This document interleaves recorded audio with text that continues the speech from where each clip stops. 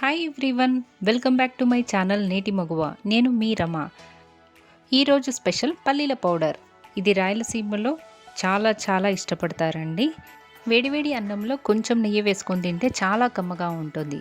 దీన్ని ఎలా తయారు చేయాలో ఇప్పుడు చూద్దాం. 1 కప్పు పల్లీలని వేయించి పక్కన ఉంచుకోవాలి. తర్వాత ఎండుమిరపకాయలు, జీలకర్ర కూడా వేయించి పక్కన ఉంచుకోవాలి. ముందుగా మిక్సీ జార్లోకి ఎండుమిరపకాయలు, జీలకర్ర, వెల్లుల్లి, సాల్ట్ వేసి బ్లెండ్ చేసుకోవాలి.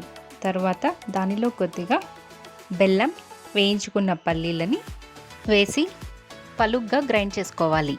ఈ పౌడర్తో వేడివేడి అన్నంలో నెయ్యి వేసుకుని తింటే చాలా కమ్మగా ఉంటుంది. అంతేకాకుండా ఆకుకూరల ఫ్రైలో, బీరకాయ కూరలో, దోశల్లోకి, ఇడ్లీలోకి తిన్నా కానీ చాలా బాగుంటుంది. దీంతో రసం కూడా చేసుకోవచ్చు. మీకు ఈ వీడియో నచ్చినట్లయితే please like, share and subscribe my channel. Thanks for watching my video.